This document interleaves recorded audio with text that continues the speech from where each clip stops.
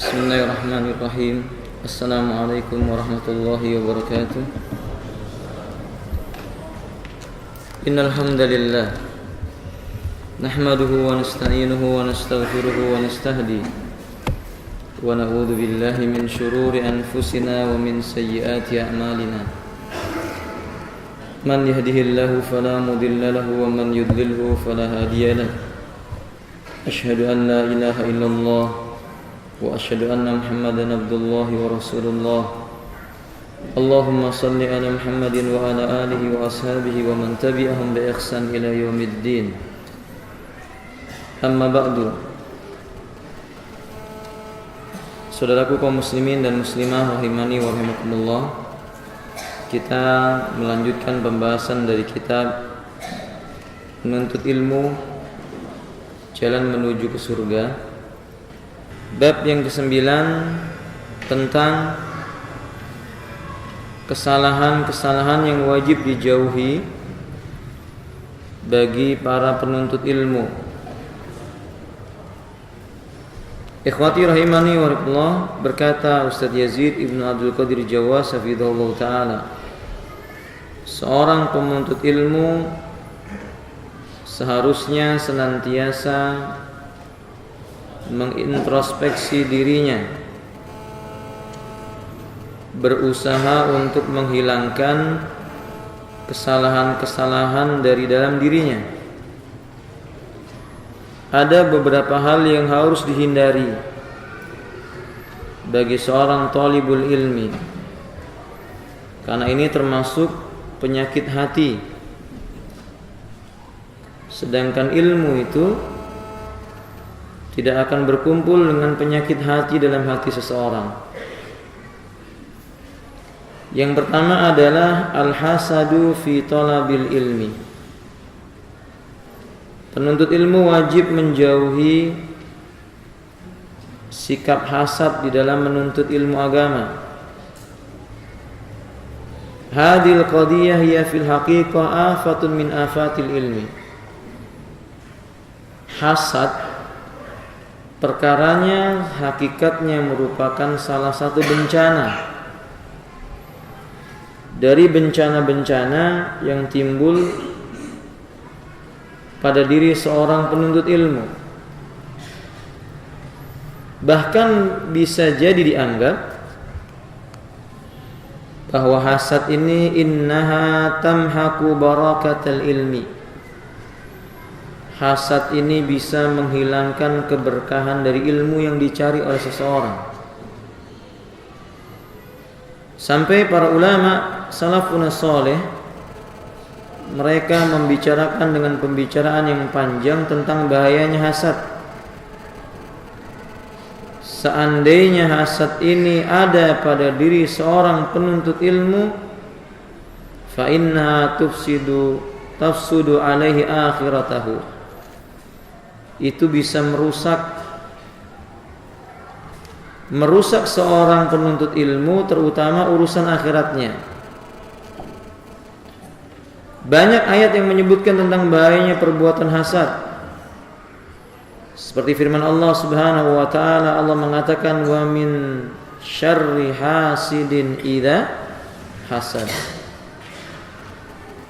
Yani berlindung kepada Allah tabaraka wa taala dari kejelekan hasidin idza hasad, orang yang dengki ketika ia berbuat kedengkiannya. Allah juga menyebutkan di surah An-Nisa ayat 54, am yakhsudunan nasa ala ma atahumullahu min fadli. Apakah mereka mendengki kepada manusia atas apa-apa yang telah Allah berikan kepada mereka dari karunia-Nya. Ini menunjukkan tercelanya hasad. Nabi dalam riwayat Imam Muslim berkata, la tahasadu wa la tabaghadu. Jangan kalian saling mendengki, jangan pula kalian saling membenci.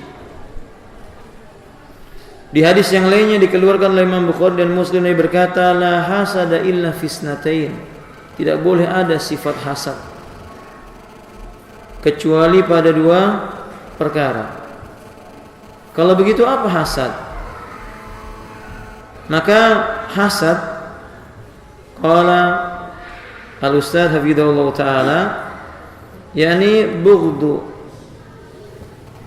man a'tahu Allah taala ni'amahu atau bughdu nikmatallahi alladhi an'ama Allahu 'alal akhar, membenci datangnya karunia Allah kepada orang lain, atau dia benci orang lain yang telah diberi oleh Allah sebuah nikmat. Bahkan hasad ini berharap agar kenikmatan yang ada pada orang itu hilang. Ketahuilah ikhwati rahimani wa rahimakumullah, penyakit ini mengenai semua jenis kalangan, laki-laki, perempuan, orang berilmu maupun tidak berilmu. Hampir-hampir tidak ada yang lolos dari sifat hasad. Nas'alullah ta'ala as-salamah wal afiyah. Syekhul Islam Ibnu Taimiyah rahimahullah ta'ala mengatakan, ma khala jasadun min hasadin walakinnal karim yukhfihi wal laim yubdihi. Tidak ada satu jasad manusia pun yang bisa lolos dari sifat hasad. Akan tetapi orang yang berilmu, orang yang mulia, ia tekan, ia sembunyikan hasad itu. Sedangkan orang-orang yang berbuat maksiat, bodoh, dia tampakkan sifat hasadnya itu. Makanya ikhwati rahimani wa rahimakumullah, adawatul hasadi ashaddu ta'assulan fin nafsi min adawati ghairil hasad. Seharusnya kita membenci sifat kedengkian ini dengan sekuat tenaga, lebih keras dari membenci daripada sifat-sifat yang lainnya. Kerusakan yang ditimbulkannya sangat parah. Kerusakan yang ditimbulkan oleh penyakit hasad ini sangat parah sekali. Wal insanu dha'ifu ta'bi ta'tari afatan katsirah. Manusia yang keimanannya lemah, tabiatnya memang manusia itu lemah, ya dia gampang dihinggapi satu perkara yang bisa menimbulkan bencana kepada dirinya. Salah satunya adalah sifat hasad. Qala Syekhul Islam Ibnu Taimiyah rahimahullah taala, al-hasadu, hasad itu maknanya adalah al-bughdu, membenci nikmatallahi allati an'ama Allahu 'alal akhar. Seseorang terhadap nikmat yang Allah berikan kepada orang lain. Ini seseorang itu benci kepada seseorang yang telah dikaruniakan oleh Allah Subhanahu wa taala kenikmatannya. Kalau seperti ini keadaannya, maka siapa di antara kita yang tidak pernah seperti ini? Dan hasad ini, Nabi SAW berkata, iyyakum wal hasad, hati-hati kalian dengan sifat dengki atau hasad. Innal hasada yudhibna sayyi'at yudhibnal khairat, sesungguhnya hasad itu menghapuskan kebaikan-kebaikan. Wa fi riwayat hasanat, hasad itu menghapuskan kebaikan-kebaikan. Kama tuharikun narul hatab, seperti api yang membakar kayu yang kering begitu cepat. Orang yang berbuat kebaikan yang banyak, tiba-tiba datang kedengkian dalam hatinya, ia tampakkan kedengkiannya itu, amal perbuatannya menjadi terhapus. Seperti api yang membakar kayu yang sangat kering begitu cepat, kayu itu menjadi sirna, menjadi abu. Makanya ikhwati rahimani wa rahimakumullah, Allah mengingatkan tentang bahaya hasad ini dengan berkata, wala tatamannau ma faddalallahu bihi ba'dakum ala ba'din, dan janganlah kalian iri hati terhadap karunia yang dilebihkan oleh Allah kepada sebagian yang lainnya. Hasad hukumnya haram. Bahkan di antara para ulama sebagaimana beliau menyebutkan, wa innal hasada, sesungguhnya kedengkian seseorang itu Yudhibnal hasanat, menghapuskan kebaikan-kebaikan. Wa yanqusu as-sawab, menghilangkan pahala-pahala fi talibil ilmi, terutama dalam mempelajari ilmu agama. Sampai di antara mereka yang mengatakan wa innal hasada, sesungguhnya sifat hasad itu memperlemah, yud'iful hifz, memperlemah hafalan.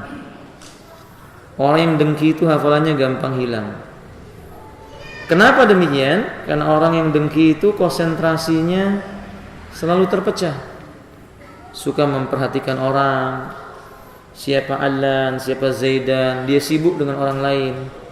Ini si fulan gimana akhlak, gimana keadaannya, apakah kecerdasannya, begitu terus diawasi terus orang lain. Sehingga dia lupa menyibukkan dirinya sendiri dengan ilmu agama itu sendiri.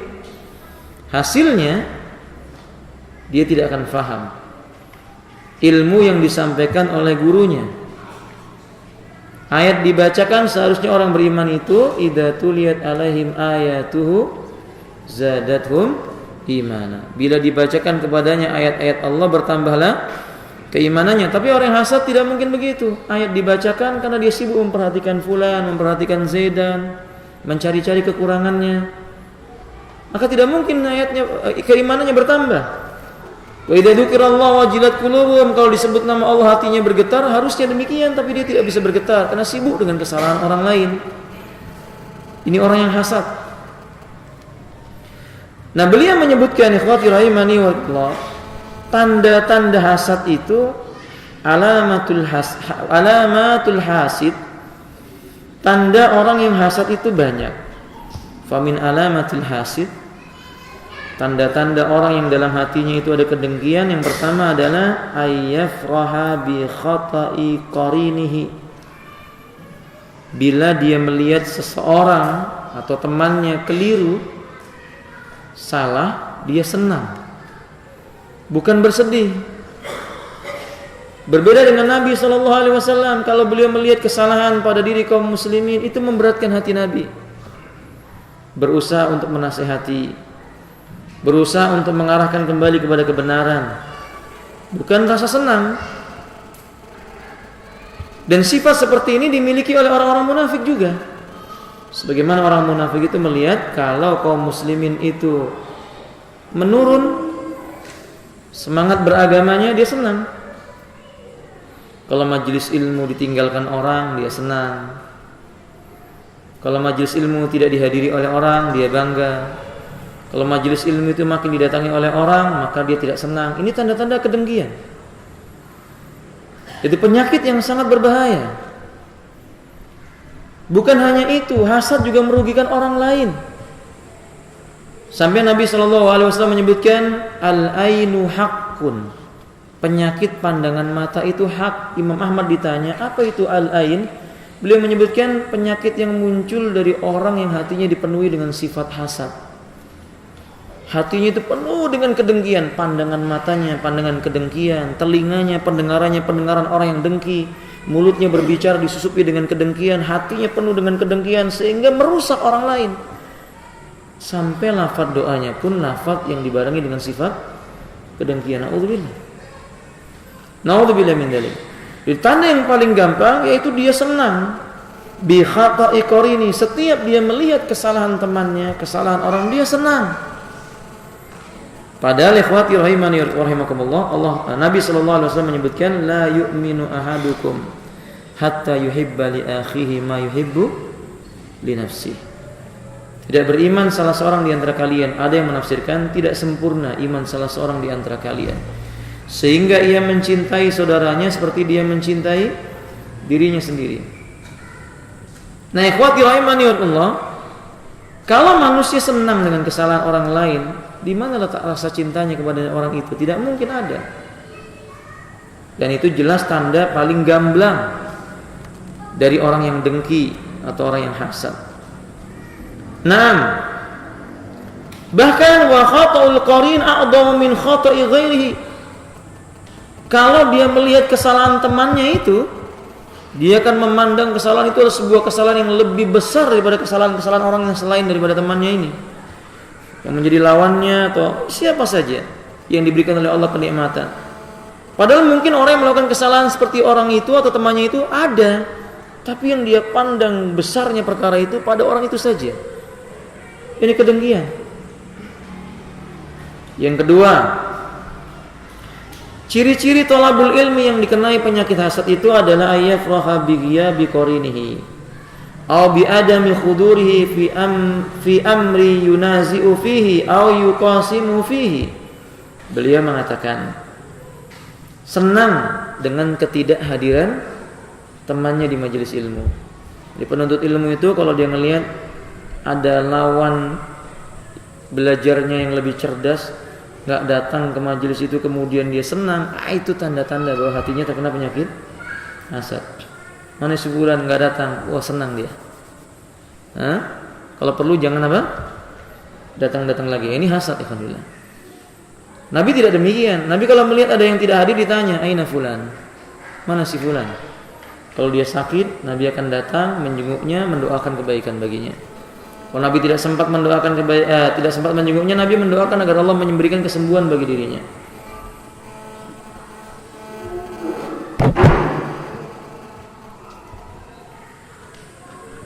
Nah, ikhwati rahimani wallah, terutama pada perkara-perkara yang dia sering berselisih dengannya. Dalam sebuah bab pelajaran yang sama disampaikan oleh gurunya, selalu si guru perhatikan si A karena pendapatnya selalu dipuji. Nah, ketika dia tidak hadir, maka disukai oleh orang yang hasad itu. Nah, ini bahaya, alhamdulillah. Ini bahaya. Sehingga alhamdulillah rahimani wa terkadang sifat orang hasad itu dia suka kalau seandainya sebuah majelis yang biasa diadakan, disampaikan, kemudian tiba-tiba ditinggalkan oleh manusia,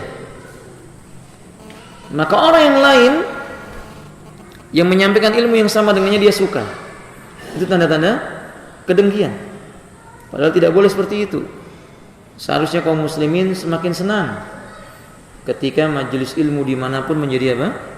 Subur, menjadi tumbuh. Karena memang orang-orang yang berilmu itu insya Allah menjadi sebab kebaikan bagi umat Islam pada umumnya. Yang ketiga,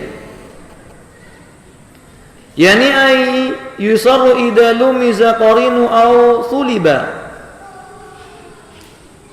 Dia senang, orang hasad itu dia puas hatinya seandainya dia menjumpai temannya atau orang yang dia tidak suka itu dicela oleh orang, dikucilkan oleh orang lain, dimusuhi oleh orang lain. Wa yajidu fi qalbi rahatan nafsiyah, sampai hatinya itu plong banget kalau lihat lawannya itu dicela orang. Jadi kalau ngelihat muridnya itu, kalau ngelihat temannya itu sama gurunya disebutkan khata, keliru kamu, apa saja yang kamu lakukan selama ini? Bukankah sudah saya sampaikan kepadamu beberapa pertemuan yang lalu, kok kamu tidak hafal-hafal juga? Yang ini senang. Atau sebaliknya yang sini senang, yang sini tidak senang. Orang-orang yang dia ini senang dengan yang demikian itu, hatinya puas kalau lawannya itu dicela oleh orang lain, itu tanda-tanda dirinya apa? Hasad. Coba lihat Syekhul Islam Ibnu Taimiyah. Beliau pernah dimusuhi oleh seorang tokoh sufiyah, bahkan kuburiyun, pengagum kuburan. Setiap Syekhul Islam menyampaikan ceramah, maka dia esoknya akan membuat ceramah tandingan. Setiap Syekhul Islam membuat tulisan, maka dia akan membuat tulisan tandingan. Terus seperti itu permusuhannya kepada Syekhul Islam rahimahullah ta'ala. Akan tetapi apakah Syekhul Islam kemudian membalas dengan kedengkian? Tidak. Ketika orang ini meninggal dunia, muridnya datang, wahai imam, alhamdulillah orang yang menjadi musuhmu telah meninggal dunia. Maka Syekhul Islam berkata, haruskah aku memuji Allah atas wafatnya seorang mukmin? Bagaimana mungkin aku bisa memuji Allah atas wafatnya seorang yang beriman kepada Allah Ta'ala? Maksudnya bagaimanapun dia tetap seorang mukmin. Mungkin karena kebodohannya, mungkin karena syubhat di kepalanya, dan sebagainya. Maka Syekhul Islam pun kemudian mentakziah keluarganya, memberikan nasihat, sampai akhirnya dia berkata, Sesungguhnya jadikan aku sebagai bagian dari keluargamu, keluh kesahmu sampaikan kepadaku. Jika aku sanggup aku akan membantumu. Au kama qala rahimahullah taala. Sampai akhirnya istrinya, anak-anaknya kemudian beralih menjadi pengikutnya Syekhul Islam. Demikian dakwah. Bukan malah senang ketika ada orang dicela, dimaki, bahkan menjadi sebab untuk orang lain ikut mencela dan memaki. Apa dia tidak tahu? Ikhwati rahimani wa rahimakumullah. Ketika Nabi SAW itu mengingatkan agar kaum muslim itu menjadi sebab-sebab kebaikan. Sampai Nabi berkata kepada Ali bin Abi Thalib, la ayyadiyallahu rajulan bika. Seandainya karena sebab dirimu wahai Ali Allah berikan hidayah seseorang, lakana khairul laka min humrin na'am. Niscaya itu lebih baik bagimu daripada seekor onta yang berwarna merah. Sehingga kata Syekh Salim Al-Hilali dalam kitab Bahjatul Nadirin, jadilah diri kalian sebab-sebab kebaikan. Jadilah orang yang menjadi qudwah atau paling tidak menjadi sebab kebaikan bagi orang lain. Jangan malah menjadi sebab keburukan. Kita menjadi orang yang pertama kali mencela orang, kemudian orang ikut mencela, kemudian orang lagi ikut mencela. Kalau perkaranya celaannya itu hak, selesai masalah. Bagaimana kalau celaannya tidak hak? Nabi SAW berkata, atadruna manil muflis? Tahu enggak kamu siapa orang yang bangkrut? Maka kata para sahabat, yang tidak punya dinar dan dirham. Kata Nabi, tidak. Orang bangkrut dalam tubuh umatku yang datang di hari kiamat membawa pahala salat, puasa, zakat atau sedekah, haji, tapi dia di dunia mencela si fulan, memaki si fulan. Maka Allah ambil kebaikan-kebaikannya diberikan kepada yang didolimi. Kalau itu enggak cukup, keburukan orang yang didolimi akan ditimpakan kepada orang yang mendoliminya itu. Coba lihat ikhwanillah. Dan kita melihat pada hari ini banyak orang yang hasad seperti itu, menampakkan hasadnya dengan mulutnya yang kotor, melemparkan tuduhan-tuduhan yang tidak hak, bahkan mensikapi seorang mukmin melebihi daripada sikap mereka kepada Yahudi dan Nasrani, atau kepada syaitan itu sendiri, atau kepada iblis itu sendiri, atau bahkan dia menjadi sebab terbukanya pintu-pintu syaitan untuk menertawakan kaum muslimin. Jangan yang demikian itu dilakukan. Yang keempat, ikhwati rahimani, ciri yang keempat yakni ayu ar-ridha bi qarinihi idza su'ila anhu. Ya.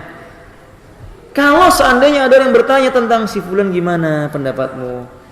Kenal enggak dengan si fulan? Yang dia itulah temannya. Maka orang yang hasad ini tidak akan menceritakan kecuali yang jelek-jeleknya saja. Memburuk-burukkan saja. Si fulan gelarnya LC. Tapi tahu enggak, dulu waktu saya di Madinah sama dia, kerjanya cuma tidur saja. Kerjanya bikin Indomie saja. Datang-datang ke kamar saya cuma tanya apa makanan yang bisa dia. Ini kan memburukkan. Bukankah seorang muslim yang baik itu menutup apa? Aib. Apa faedahnya menceritakan yang seperti itu? Apa faedahnya memburukkan mereka? Padahal mereka jelas ingin berubah. Bisa jadi itu masa lalunya, kemudian dia bertobat kepada Allah Tabaraka wa Ta'ala, kemudian bukti taubatnya dia ganti sifatnya untuk mengajak manusia kepada kebaikan. Sangat amat mungkin sekali. Bukankah Nabi kita mengatakan man sataral mu'min, wa fi riwayah man satara auratal mu'min satarahu Allahu, wa fi riwayah satara auratahu yaumil qiyamah. Siapa yang menutupi aib seorang mukmin, Allah akan tutupi aibnya kelak di yaumil qiyamah. Ini tanda orang yang hilang dari sifat hasad, atau dia sanggup menekan rasa hasadnya itu. Bukan malah memburuk-burukkan. Kalau seseorang sudah mulai ditanya oleh orang lain tentang si fulan gimana, kemudian dia ceritakan yang jelek-jeleknya saja, itu tanda-tanda bibit-bibit hasad ada dalam hatinya. Segera bertobat kepada Allah, beristighfar, banyak membaca Al-Quran. Lisan ini dihukum dengan memperbanyak zikir dan membaca Quran. Kalau perlu berpuasa, supaya hati yang telah ada bibit-bibit hasad itu pergi kedengkian darinya. Yang kelima yakni ayyajida harajan fi nafsi wa tadayuqan idza wajjahu su'al ila ghairi aw tuliba min qarinil kalam bi khudurihi hatinya akan merasa sakit banget. Sedih sekali, dadanya akan terasa sempit bila ada pertanyaan yang dilontarkan kepada orang lain atau temannya dan dia nggak ditanya. Paham ya kawan? Dalam majelis ilmu kemudian kok dia nggak pernah ditanya sama gurunya, ditanya si fulan, si alan, maka dia sedih, kok si fulan terus sih, gitu. Maka dia sedih. Ini tanda-tanda hasad ya kawan. Thalibul ilmi nggak boleh begitu. Seharusnya thalibul ilmi mengikhlaskan hatinya kepada Allah tabaraka wa taala. Mau ditanya oleh guru maupun enggak, bukankah salah satu contoh niat ikhlas dalam menuntut ilmu itu apa ya kawan? Terangkatnya kebodohan dari hatinya. Oh, dia sudah faham, khalas, sudah enggak masalah. Mau ditanya gurunya maupun enggak ada masalah. Mau dikenal oleh orang atau tidak ada masalah. Yang penting dia sudah mendapatkan apa yang dia inginkan. Kebodohan dalam hatinya terangkat. Bukan ingin dikenal oleh orang lain. Ikhwati rahimani wa rahimakumullah. Umar bin Abdul Aziz beliau menyebutkan, kenapa harus menjadi manusia yang dikenal oleh manusia yang mungkin saja manusia itu tidak dikenal oleh Allah, maksudnya tidak dikenal oleh penghuni langit, tidak dikenal oleh Rabbnya tentang kebaikan-kebaikannya. Kenapa ya Fadillah? Maksudnya Fadillah, keterkenalan bukan menjadi tujuan seorang mukmin. Ibnu Mubarak, siapa yang tidak kenal beliau? Nama Ibnu Mubarak itu lebih masyhur dibandingkan jasadnya Ibnu Mubarak. Faham maksudnya, Faham? Sampai suatu ketika Ibnu Mubarak bersama dengan muridnya, beliau mengantri air untuk minum. Dorong sana, dorong sini, Ibnu Mubarak jatuh sampai 3 kali. Maka muridnya mau memukul orang itu, kata Ibnu Mubarak, jangan. Beginilah manusia jika tidak dikenal oleh orang lain. Maksudnya nggak penting, yang penting dikenal oleh Allah, penduduk langit. Begitu ya Alhamdulillah. Tapi orang-orang itu semua pernah mendengar namanya Ibnu Mubarak, cuman nggak tahu yang mana namanya Ibnu Mubarak. Seperti itu keikhlasan harusnya ada pada diri seseorang supaya penyakit-penyakit kedengkian ini hilang. Dan ini alhamdulillah sering sekali muncul pada hati para penuntut ilmu tadi itu. Dia merasa sempit dadanya, sakit hatinya ketika dalam sebuah majelis dia nggak ditanya, lalu orang lain yang ditanya. Padahal dia mungkin dalam masalah pelajaran dia paling pintar. Nah, atau kenapa si fulan selalu mengunjungi orang itu? Yani si fulan ini orang soleh. Kok ustadz fulan, kok guru fulan, kok syekh fulan datangnya ke orang itu ya? Siapa orang itu? Pintar juga tidak. Dan semisalnya, lalu dia merasa dengki. Nggak boleh seperti ini. Ini termasuk sifat apa? Hasad. Sebaliknya saya tambahkan, kalau ada orang yang senang dikunjungi oleh orang apa? Alim, supaya orang tahu bahwa dia suka dikunjungi orang alim, ini namanya apa? Ini namanya apa? Riya. Ini namanya riya. Abu Ubaidah ketika dikunjungi oleh Umar bin Khattab radhiyallahu ta'ala an, beliau berkata, saya tidak tahu apakah ini kemuliaan ataukah kehinaan. Coba lihat. Karena mengunjunginya Amirul Mukminin, maksudnya kemuliaan dikunjungi oleh orang yang dicintai oleh Nabi, mengikuti jejaknya Nabi SAW. Maksudnya kehinaan, jangan-jangan orang lain akan memandang Abu Ubaidah adalah orang yang sangat terkenal, sampai-sampai Amirul Mukminin saja datang apa? Ke rumahnya. Coba kita pernah berpikir begitu tidak ya Alhamdulillah? Kira-kira ketika ada orang soleh datang ke rumah kita lalu berpikir ini sebenarnya musibah atau ini merupakan rahmat? Kan tidak, jarang-jarang yang berpikir seperti itu. Yang ada juga muncul apa? Riya. Ketika ditanya kenal dengan Ustaz fulan, oh kenal, saya kenal baik dengan dia. Padahal ustaznya tidak kenal. Faham kan ya Pak? Kadang demikian. Nah ini contoh-contoh penyakit-penyakit hati. Jauhi, karena itu akan menghilangkan keberkahan ilmu seseorang. Yang keenam, tanda-tanda orang itu terkena penyakit hasad adalah ayyuqallila min sya'nil fawaidi amin sa'nil ilmi alladhi ya'ti bihil qarin. Nah ini dia. Ini banyak terjadi pada diri penuntut ilmu atau penulis-penulis buku. Nasallallahu ta'ala as-salama wal afiyah. Allahumma amin. Sedikit penghargaannya terhadap sebuah kemanfaatan yang dimiliki oleh temannya atau alul ilmu atau ilmu yang dimiliki oleh seseorang. Begini misalnya, kadang dia tidak jujur. Dia mengungkapkan sebuah perkataan yang indah padahal perkataan itu dinukil oleh seorang ulama. Seharusnya dia jujur. Perkataan ini saya nukil dari fulan. Berkata fulan bin fulan, semoga Allah mengampuni dosanya. Kan begitu. Sehingga mereka menulis dalam sebuah tulisan-tulisan sehingga orang membaca, wah ini tulisannya bagus. Biasanya pakai ini. Kalau lagi musim apa namanya? SMS apa? Dakwah, ya kawan ya. SMS dakwah atau yang semisal dari itulah. Bikin tulisan bagus, komentar di bawah. Ini tulisan bagus, semoga Allah merahmati. Tapi nggak jujur, padahal itu dinukil dari sebuah buku. Coba dia jujur, dinukil dari buku ini halaman sekian. Itu namanya menghargai menghargai dan mensyukuri kemanfaat ilmu yang dimiliki oleh orang yang merupakan karunia Allah Taala. Kadang-kadang tidak begitu manusia. Dia sembunyikan supaya orang tahu dia yang berkata. Ternyata baru belakang ketahuan. Oh, nukil dari buku si fulan, nggak jujur. Kalau Imam Bukhari alhamdulillah menjumpai orang kayak begitu, nggak akan pernah diambil lagi pendapatnya. Karena dianggap tidak apa? Jujur.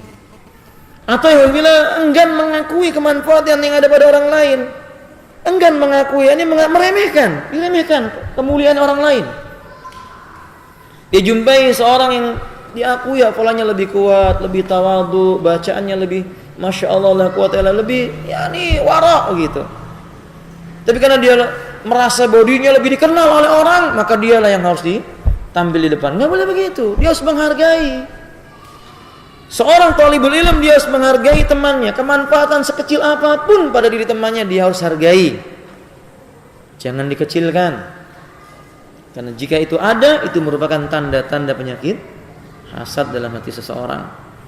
Yang ketujuh, beliau mengatakan ayuhawila yakni tukhti'atu kalami qarini idza takallama. Ini dia parah ini.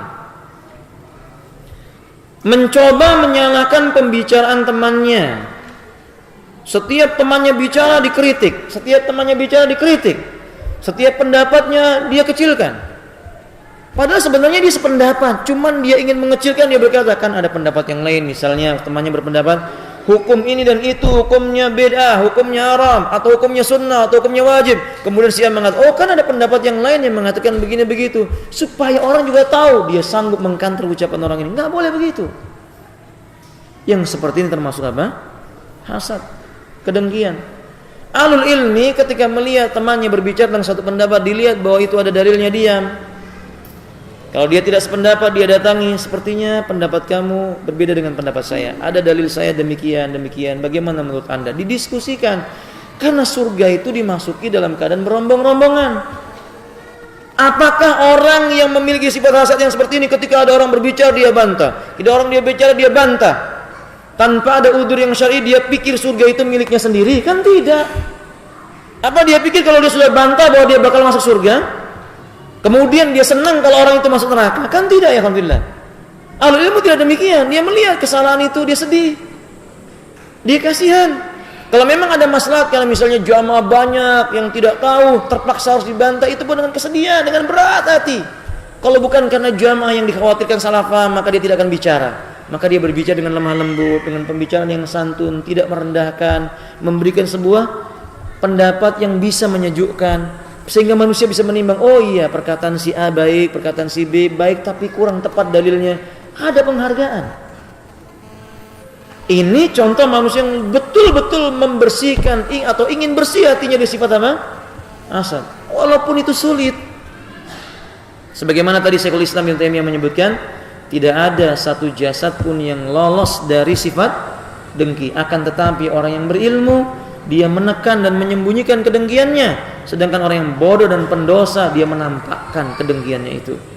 Sehingga dari ucapan itu para ulama menyebutkan orang hasad itu cepat atau lambat akan ketahuan. Wallahualam. Karena orang hasad itu akan menampakkan kedengkiannya, cepat atau lambat akan kelihatan. Dan manusia akan bisa menilai ini orang dengki ini. Dan sekali-kali Allah tidak akan menolong dirinya, kecuali dia bertobat, membaguskan keimanannya, menghiasi dengan amal soleh.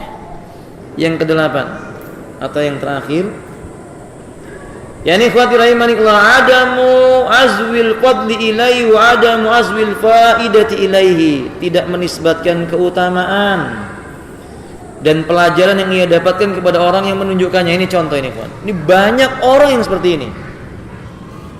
Dari tidak ngerti baca Quran, tidak ngerti bahasa Arab, diajari oleh seseorang dengan bahasa Arab. Dia bisa berbahasa sedikit demi sedikit, bisa baca kitab, sedikit demi sedikit memperbagus bacaannya, sedikit demi sedikit membuka buku-buku para ulama, sedikit banyak mulai memperbaiki dari perkara yang bid'ah menjadi sunnah, dari perkara yang haram menjadi perkara yang halal. Dia tahu membedakannya sedikit demi sedikit. Tetapi ketika dia melihat kesalahan sedikit saja pada gurunya, seolah-olah gurunya nggak punya kebaikan sama sekali. Lalu dia berkata, saya tidak kenal dia, saya nggak tahu dia, saya nggak pernah belajar dengannya. Masya Allah, ya subhanallah, wa inna lillah, inna ilaihi rajiun. Ini musibah. Dan itu banyak kita jumpai seperti itu. Cobalah lihat gambar-gambar para ulama di masa dahulu, tidak demikian. Penghargaan mereka kepada ahlul ilmu. Sampai pun guru mereka terjatuh dalam sebuah kekeliruan, mereka tetap menghargai gurunya itu. Mereka kritik pada bagian yang keliru, mereka benarkan pada bagian yang benar. Karena memang demikian manhaj Ahlus Sunnah wal Jamaah. Kalau saja itu ada pada diri ahlul ilmu, maka ilmu akan menjadi barokah. Kan sekarang yang kita jumpai nggak begitu, ya alhamdulillah. Karena mungkin ketersinggungan, karena ketidaknyamanan, karena mungkin ada sebuah perbedaan pendapat yang kecil, atau karena yang lainnya, kemudian dia menghilangkan semua kebaikan yang ada padanya. Jangan demikian ikhwati rahimanillah. Nabi saja pernah mengingatkan seorang suami kepada istrinya, tentang seorang lelaki kepada istrinya. Nabi melarang seorang lelaki membenci seorang wanita secara menyeluruh. Sampai Nabi mengatakan, kalau seandainya engkau benci pada sebagian keadaannya, pasti engkau menyukai di sebagian yang lainnya. Kan begitu ya, alhamdulillah. Itu namanya manusia. Ya, guru macam-macam. Ada guru yang ketika melihat muridnya sedikit aja bergerak, dia bilang, jangan duduk lagi di majelis saya. Kan begitu. Kalau dia nggak sabar, besok dia nggak datang benar, dia nggak dapat ilmu. Tapi kalau dia datang, kan gurunya juga, oh yang kemarin, itu kemarin, sekarang. Kan begitu guru, macam-macam. Ada guru yang kalau ngomong ketus banget. Ada guru yang ngomong ya pelan, halus. Sudah disakiti orang pun gurunya masih, ya begitu saja. Ada macam-macam, maka kita lihat kebaikannya. Fahim? Selama keburukannya itu tidak mengarahkan kepada kesesatan yang nyata, selama masih tampak bahwa pada diri orang itu ingin baik, ingin kepada kebenaran, kenapa tidak? Kita menghargai teman kita yang pandai, keutamaannya kita nisbatkan kepadanya. Nah, ikhwati rahimani, makanya Anda lihat para ulama dalam tulisan-tulisan buku mereka selalu menyebutkan, semoga Allah memberkahi penulis buku ini, guru kami yang mengajarkan begini dan begitu, semoga Allah memberikan kepadanya rahmatnya. Terus doanya nggak berhenti. Kalau seandainya salah, maka mereka mengatakan semoga Allah mengampuni dosanya, memaafkan kekeliruannya. Selalu begitu. Nah, kita begitu dalam menuntut ilmu, ketika melihat teman kita keliru, kita berkata semoga Allah memperbaikinya. Kalau seandainya kita jumpa dia punya keutamaan, kita katakan semoga Allah tambah keutamaan pada dirinya. Itu yang disebut dengan ghibthah. Apa itu ghibthah? Mirip dengan dengki, tapi bukan dengki. Dia ingin memiliki apa yang ada pada orang lain tanpa berharap milik orang lain itu hilang darinya. Ini yang benar. Wallahu a'lam bishawab. Taib. Tentang ghibthah dan kelanjutannya kita akan bahas pada pertemuan yang akan datang insyaallah. Kita soal jawab.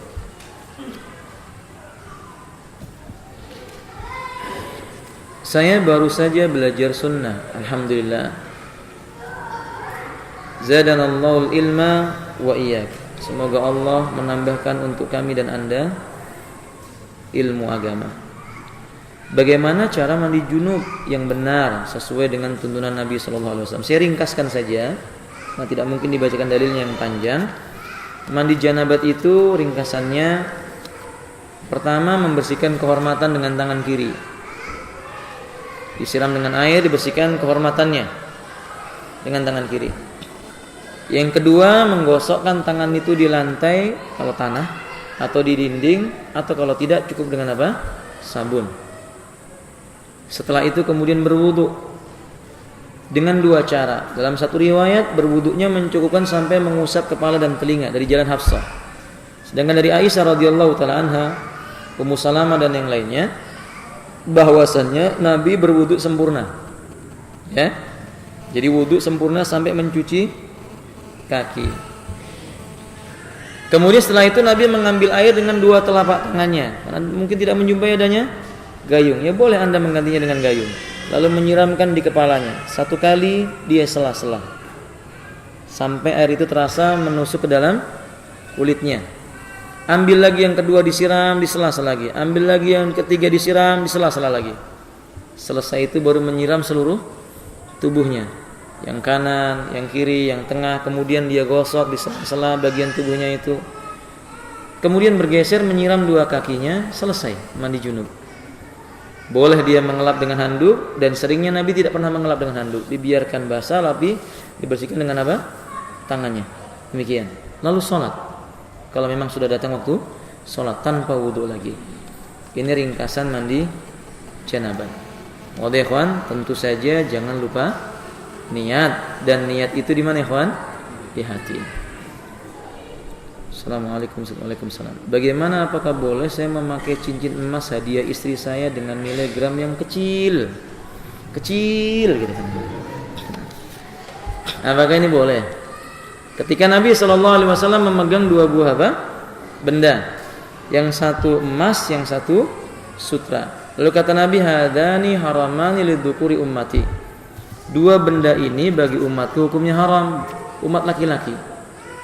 Berarti emas bagi laki-laki tidak boleh dipakai, Pak. Ustaz, ini cincin hadiah ya Ustaz. Hadiahkan lagi kepada siapa? Istrinya. Insyaallah dapat pahala. Nah, ini para istri, kalau memberi hadiah suami jangan cincin dari apa? Emas. Cukup dari apa ya, kawan? Dari perak. Cukup dari perak boleh. Kalau cincin perak boleh. Kalau cincin emas tidak boleh. Gramnya sedikit Ustaz, walaupun dikit banget, tetap enggak boleh. Boleh, kawan? Nah, kadang wallahu alam bisawab. Kemudian ada hadis, Ustaz, ada hadis tidak ada rakaat tanpa Al-Fatihah. Sementara keterangan lain kita dihitung dapat 1 rakaat ketika mendapatkan imam sedang ruku. Bagaimana cara menggabungkan dalil ini dengan yang lainnya seolah-olah bertentangan? Ikhwati rahimani warahmatullah. Pertama, kita melihat 2 riwayat ini riwayat yang sahih. Kedua, kita melihat yang berpendapat tentang 2 pendapat seperti ini, yang berpendapat dengan pendapat-pendapat seperti ini bukan orang-orang bodoh, tapi para ulama. Ada yang berpendapat tidak dapat rakaat, ada yang berpendapat mendapatkan apa? Rakaat. Yang ketiga, kita harus lapang dada di antara masing-masing pendapat para ulama dalam masalah ini. Yang keempat, usahakan mencari para ulama yang berpendapat menggabungkan 2 riwayat ini.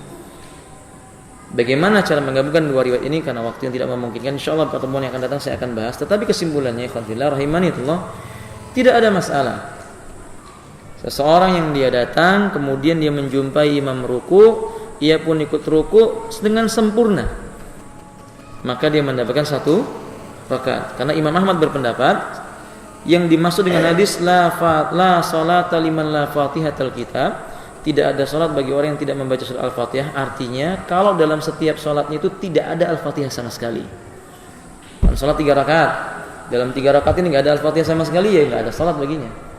Tapi alhamdulillah setiap orang pasti akan ada Al-Fatihahnya di rakaat ketiga misalnya, atau di rakaat ketiga dan keempat. Ini salah satu pendapat para ulama. Nah, kita harus berlapang dada. Jalan yang paling gampang kalau seandainya manusia khawatir keraguannya. Gimana nih Ustaz? Imam ruku, saya khawatir dan saya ragu tentang kondisi ini, maka Anda berjalan tanpa ruku, tunggu sampai imam sami Allahu liman hamidah, maka Anda takbiratul ihram, maka Anda dianggap tidak mendapatkan apa? Rakaat. Khuruj anil khilaf, keluar dari apa? Perselisihan. Paham ya ikhwan? Sampai di sini. Mudah-mudahan bermanfaat. Kurang lebihnya mohon maaf. Subhanakallahumma wa bihamdik, asyhadu an la ilaha illa anta, astaghfiruka wa atubu ilaik. Assalamualaikum warahmatullahi wabarakatuh.